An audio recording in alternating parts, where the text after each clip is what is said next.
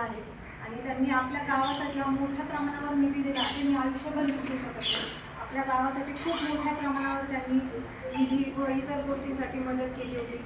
आपल्या गावाच्या वतीने संपूर्ण मालवण मराठा गावाच्या वतीने मी त्यांना भावपूर्ण श्रद्धांजली अर्पित करते.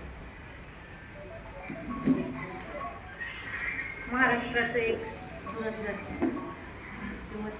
काळाच्या पडद्याआड दिले. दादांच्या जाण्याने पवार परिवारालाच नाही, महाराष्ट्र आज दुःखाच्या खाईत बुडाला. लाख गेले तरी चालते, पण तो लाखाचा पोशिंदा जाता कामा नये. आत्ताच मगाशी कैलासने सांगितलं की दादा पाटीलांचे गेल्यावर त्यांनी त्या आपांची चौकशी केली. आपल्याला सांगितलं सचिव म्हणून त्यांनी फार तळतळ व्यक्त केली आणि अगदी सर्वांच्या मनामनात एक दादांचं गाणं बोलणं रुबाबदार व्यक्तिमत्व दादाच अशा दादांच्या गाण्याने खरोखर एक फार मोठं दुःख झालं. इथं वागेश्वराला एवढी विनंती करी की आज दादांची आई एवढ्या वयस्कर आहे की त्या आईला त्या दुःखाच्या खाईतून बाहेर काढण्याचं वागेश्वरांनी ताकद देव आणि आपला सर्वांना सुद्धा दादांच्या जाण्याने दुःख झाले त्यातूनही करण्याची ताकद मिळवा असं मी वागेश्वरचे कामाचा वाद महाराष्ट्राच्या राजकारणातील एक कणखर आणि जबरदस्त नेतृत्व, प्रशासनावर जबरदस्त पकड असणारं नेतृत्व.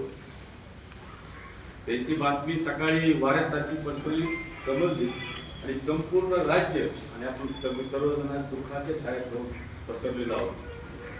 सकाळी बरोबर पहाटे उठून पहाटेपासून कामाला सुरुवात करणारा नेता, रात्रीच्या 12 वाजेपर्यंत न झोपणारा आणि समाजसेवेसाठी झटणारा नेता खऱ्या अर्थानं आपल्यातून निघून गेलेला आहे.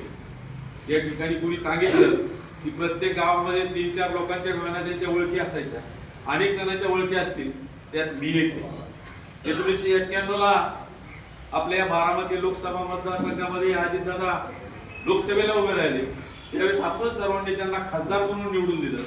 त्यावेळेपासून आजपर्यंत मी या मंदिरात सांगतोय, अजितदादा सोडून मी कुठेही कधी मतदान कशाला केलं नाही. इतकं प्रेम करणारा, जीवापाड प्रेम करणारा मी कार्यकर्ता, असं एक नेता खऱ्या आपल्यातून निघून गेलेला आहे. त्यांच्याबद्दलच्या आठवणी सांगाव्या तेवढ्या थोड्या आहेत. या ठिकाणी बऱ्याच जणांनी आठवण सांगितली. शंकरराव मला फक्त एकच आठवण सांगा. शंकरराव शेतकऱ्याच्या प्रश्नाशी निगडीत एक आठवण मी सांगतो. महाशिवरात्रीचा काळ जवळ आला होता. आपली नदी पूर्ण आटली होती.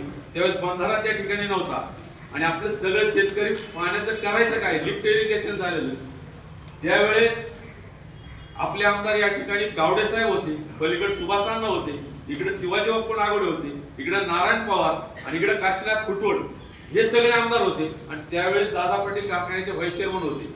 नवनाथदादा शितोळे, दादा पाटील, मी, रामाना नागोडे असे आम्ही 4-5 जण अधिवेशन नागपूरला चालू. कारखान्याची जनरल मीटिंग संपली आणि मीटिंग संपून रातोरात आम्ही अधिवेशनाला त्या ठिकाणी दादांना फोन करून गेलो. दादांच्या जवळ बसलो. दादा म्हणले, यार ठीक आहे, पाणी तर मला सोडायचे, सासकामाचं पाणी सोडायचे, नारायण पवार आमदार आहे, तू खूप आराडणार आहे, पाणी सोडून देणार नाही, त्याला आधी समजा. मग सगळे हे आमदार गोळा करून पत्र दिलं, नारायण पवारला पत्र दिलं आणि आम्ही नागपूरवरून इथं येईपर्यंत मांडवला पाणी आलं होतं. असा नेता परत होणे नाही. एक आदर्श व्यक्तिमत्व, त्यांचे गुण गावात तेवढे थोडे आहेत. मी आपल्या सर्वांच्या वतीने त्यांना विनम्र अभिवादन करतो, भावपूर्ण आदर देतो.